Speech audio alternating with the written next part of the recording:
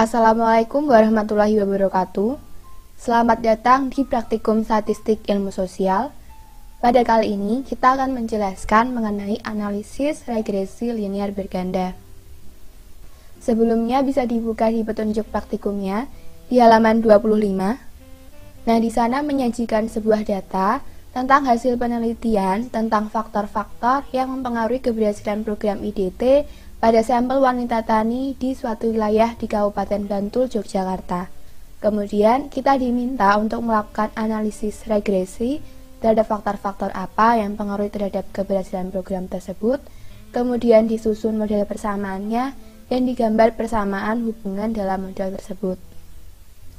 Adapun variabel-variabel hasil penelitian adalah keberhasilan program IDT sebagai variabel dependen, kemudian pendapatan untuk X1, penyuluh untuk S2, sikap X3, motivasi X4, dan waktu rumah tangga untuk X5.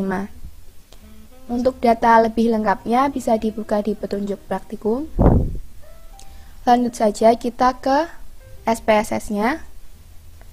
Di variabel view, kita ketik untuk yang name, yaitu Y, X1, X2, X3, X4, dan X5. Kemudian kita beri label sesuai dengan judul di variabelnya ini apa. Kemudian measure-nya kita pilih scale. Kemudian data, kita masukkan datanya. Setelah data selesai dimasukkan, klik analyze, regression, linear. Nah, untuk keberhasilan program IDT, ini kita masukkan ke dependent, dan untuk yang lainnya kita masukkan ke independent. Metodenya kita pilih enter, kemudian kita klik OK. Nah, ini outputnya. Ada 4 tabel di sini. Kemudian 4 tabel ini kita interpretasikan. Yang pertama yaitu model persamaan regresi. Nah, ini adalah persamaan regresi secara umum. Kemudian kita susun persamaan regresi sesuai dengan data yang telah kita peroleh tadi. Angka-angka ini berasal dari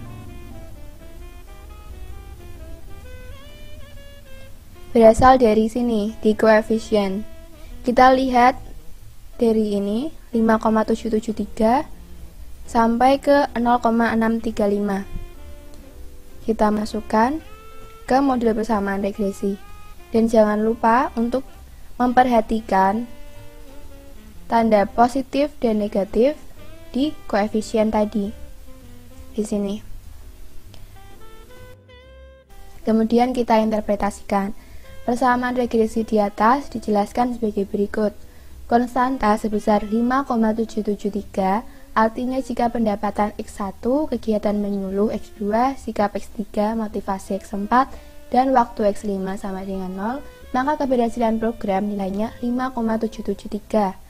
Yang kedua, koefisien regresi variabel pendapatan sebesar 0,00000108, artinya jika variabel independen lain nilainya tetap, yaitu X2, X3, X4, X5 nilainya tetap, dan pendapatan X1 mengalami kenaikan 1%, maka keberhasilan program akan mengalami kenaikan sebesar 0,00000108. Koefisien regresi bernilai positif yang berarti terjadi hubungan positif antara variabel pendapatan dan keberhasilan program. Semakin naik pendapatan, semakin meningkat keberhasilan program. Begitu seterusnya kita interpretasikan sampai X5.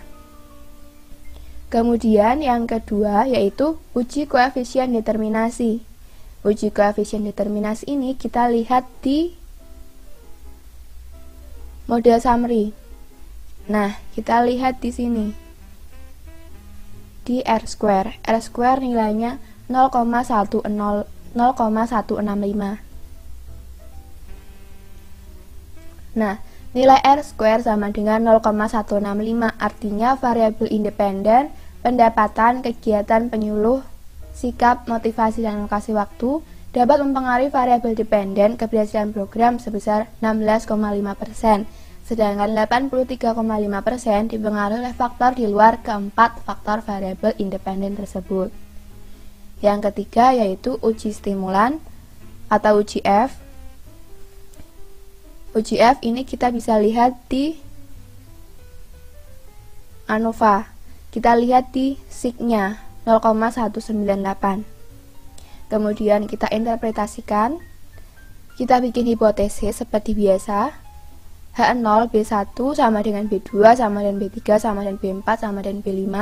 Kemudian HA-nya menjadi tidak sama dengan H0 variabel X1, X2, X3, X4, X5 memiliki pengaruh yang signifikan secara serentak terhadap variabel Y. Kemudian HA-nya sebaliknya. Kemudian tingkat signifikasi 0,05. Asumsi jika kurang dari sama dengan alfa berarti H0 ditolak. Kemudian HA-nya diterima.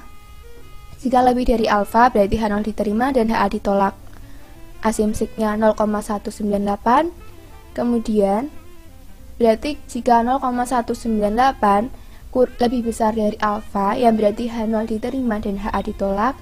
Hal ini menunjukkan bahwa variabel independen, pendapatan, penyuluhan, sikap, motivasi, dan alokasi waktu tidak berpengaruh secara signifikan terhadap variabel dependen yaitu keberhasilan program. Kemudian yang terakhir adalah uji parsial. Uji parsial kita bisa lihat di koefisien yang nilai sig ini. Kemudian kita buat hipotesisnya. Untuk H0, variabel X1, X2, X3, X4, dan X5 tidak memiliki pengaruh yang signifikan secara parsial. Kemudian HA-nya ada pengaruh yang signifikan secara parsial terhadap variabel Y.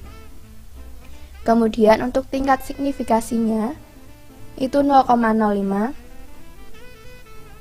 yaitu asumsi kurang dari alfa 0,05, berarti H0 ditolak dan HA diterima. Asumsi lebih dari sama dengan alfa 0,05, H0 diterima dan HA ditolak. Hasilnya, asumsi pada X1 pendapatan sebesar 0,306, X2 tingkat penyuluhan sebesar 0,967, X3 sikap sebesar 0,853, X4 motivasi sebesar 0,027, dan X5 alokasi waktu sebesar 0,107. Untuk kesimpulannya, asumsi pada X1 pendapatan yaitu sebesar 0,306 atau asumsi lebih dari alfa.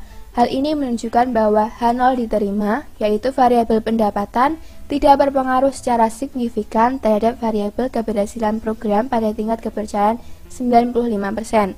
Apabila terjadi penambahan atau pengurangan pada pendapatan, tidak akan menyebabkan perubahan pada keberhasilan program. Dan selanjutnya, untuk tingkat penyuluhan, asumsi tingkat penyuluhan sebesar 0,967, yaitu lebih dari alfa. Hal ini menunjukkan bahwa H0 diterima, yaitu variabel tingkat penyuluhan tidak berpengaruh secara signifikan terhadap variabel keberhasilan program pada tingkat kepercayaan 95%. Apabila terjadi penambahan atau pengurangan pada tingkat penyuluhan, tidak akan menyebabkan perubahan pada keberhasilan program. Begitu seterusnya diinterpretasikan sampai dengan X5.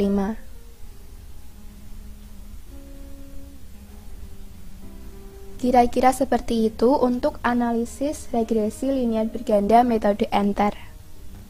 Selanjutnya akan dijelaskan mengenai analisis regresi linear berganda dengan menggunakan metode backward. Bisa dilihat di video setelah ini.